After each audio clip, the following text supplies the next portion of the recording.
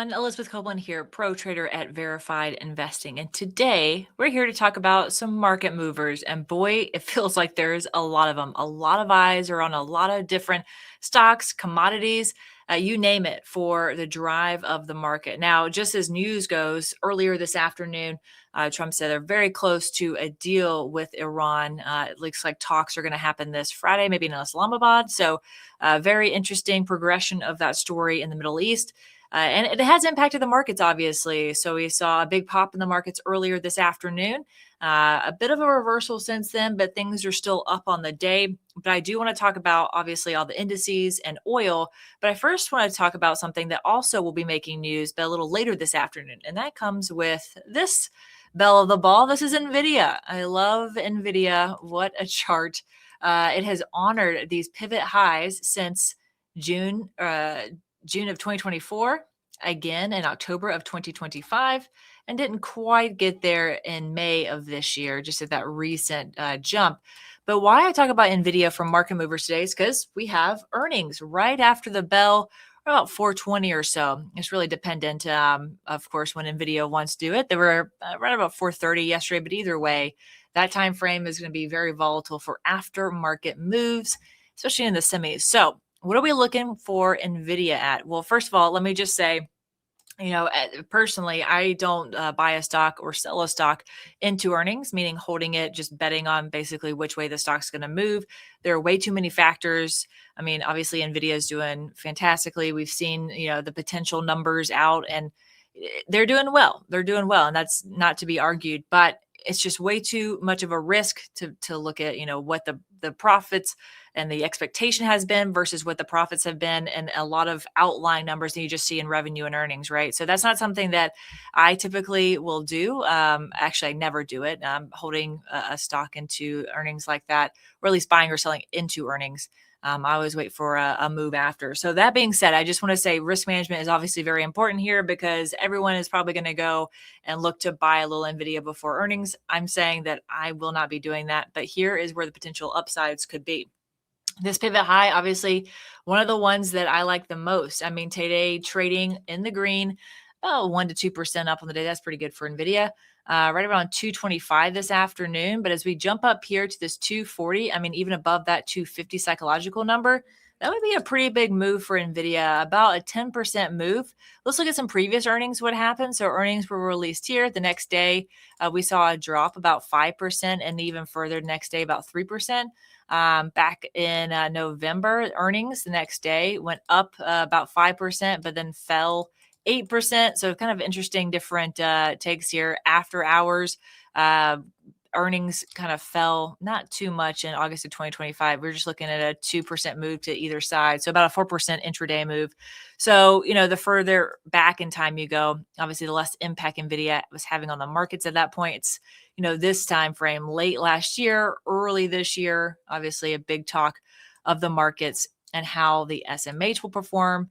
Nvidia will perform a lot of the semiconductors. So I do like this level. Again, that would be a 10% move. That's an 8% move. That's a pretty big move on the day to get it up here to this trend line. But then you have that 250 level overhead.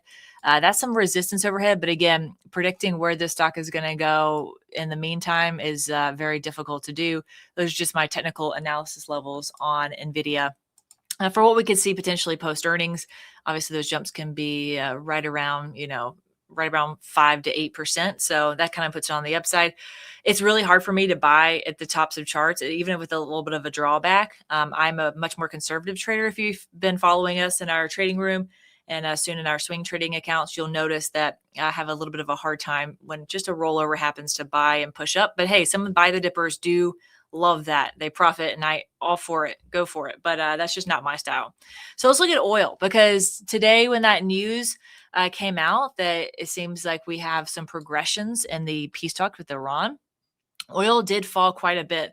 Let's look at the intraday chart, actually, and we can see exactly when that news came out. Right around 11:15 a.m., oil fell, WTI at least, fell about 3.5%. Did recover about 2.97, but it's been kind of grinding lower since, trading recently as low as 96 on the news, about 97 after that news came out, and we've kind of evened out a little bit. So we're still trading within this this red bar candle. So intraday, a little bit more bearish, obviously, on oil, not just because of the news, just because we're trading inside these two big push candles. But that doesn't mean that it can't get a pop up. I mean, this is much more news driven right now. Technical analysis does work, but I like to have more conservative levels. So on the daily time frame, I do like a pop at about 91.44. 91.44 is a nice gap fill there. And it is a pivot low, just a little bit lower than that, around 86. So we do have some different levels there that we can see some big pops off of. And then some drops possible at around 107. That's a pivot high, which it actually did pierce and pull back from this previous pivot. So just above that, a pierce of 107 would be a nice pullback. And then recent, not all time, but recent pivot highs back from March at 112.58, right? So that is going to be two of the levels that we see some resistance and some support, and then that pivot low at 83. So that's kind of where oil is trading right now. So now let's talk about a little bit about what we're going to look at as far as the indices go and how they've been playing off of some of this news. So let's first talk about the spiders. They have had, actually, this is really interesting. You're going to really enjoy this trend line if you're a technical analysis person. Maybe you've seen it yourself. Look at this trend line back from February 2025, October 2025, and then just recently about, 4 trading sessions ago. 1, 2, 3, 4, 5 training sessions ago, including this one. Hit this trend line perfectly. This is a multi-year trend line. Hit that trend line perfectly. It is now sitting right at 739 throughout the day. So it hasn't quite retraced back up there. It did roll over for 3 days. Actually, look at this though. Again, I'm not buying at highs, but look at this resistance level. This is a gap fill, my friends. 731.49. It didn't quite get there. I think it was just above that. Yeah, look at that. The low 53. So within cents off of that before that bounce. So you might not have caught that trade if you're waiting for a gap fill. Again, not my type of trade, but hey, if you got in, nice buy the dip. Obviously, buy the dip is still working in these markets.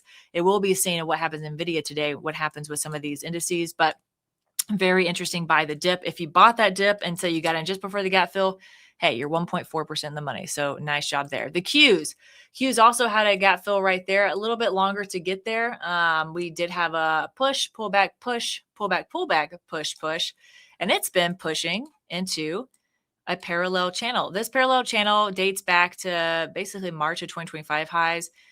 And then some pivot lows, kind of really starting up April 2025, right? And then since then, we've been trading within this parallel, whether the top, the middle, or the bottom. Did fall out, retraced right there at 637, and then pulled back. That's what we want to see for a typical, technical analysis chart, is a push through and a retrace. Actually did it twice there. I don't love that it hugged this right here, but it did have a fall. So then that push up, that nice push up, sturdy push up into this level, it did have a pull back, right? So then we've pushed up to this level. Well, I really love that tagged the trend line on May 7th, but oh no, it was not done. It still pushed another 2.78% higher. So there you go, a little more news-driven fact there. Came down, nearly touched this gap fill, and has now popped up over the last 2 trading sessions over this gap fill. It is back at this parallel, so we did confirm back into the parallel. Did not confirm below just yet. Actually, we had a red bar candle here. It did close at least below this close. So we'll see what happens today at this upsloping parallel channel bottom. This will be a very interesting play at the end of the day to see what happens there. Now, quickly, let's go over the U.S. yield, because this is also a multi-year trend line. Very interesting. From the tops around October 2023, January 25, and May 2026, just recently. It broke above, but again, did not confirm. Actually, very interesting. Just on May 18th, pushed through, came back, didn't confirm above, closed below at 4.585%, pushed up steadily yesterday, 4.686 or so, and has come back down. I would, for this to be a confirmed breakout, want to see another close above this close for a confirmed breakout. You have a resistance overhead about 4.805. That's a pivot high previously from January of 2025. But that would be the first area of resistance, but it has not actually confirmed above this trend line. We'd actually need a big push up to confirm. So this is not technically a breakout yet. Something to keep in mind for the 10-year. So it's all very interesting, right? Very interesting plays on a lot of these different stocks, indices, and indicators. I mean, the US 10-year is a very interesting one. Did not confirm that breakout But it's something that we'll be watching obviously over the next couple of days, especially if we start these talks on Friday in Islamabad, potentially with having peace talks with Iran again. So something to watch. Again, don't miss the Nvidia earnings. They come out listed time at 4:20. Let's see what Nvidia does on the post-hour market. That's going to be very interesting. Gets very whippy in there. So hopefully you get a little bit out of that and can enjoy some earnings. But again, have a great day and can't wait to talk to you guys again.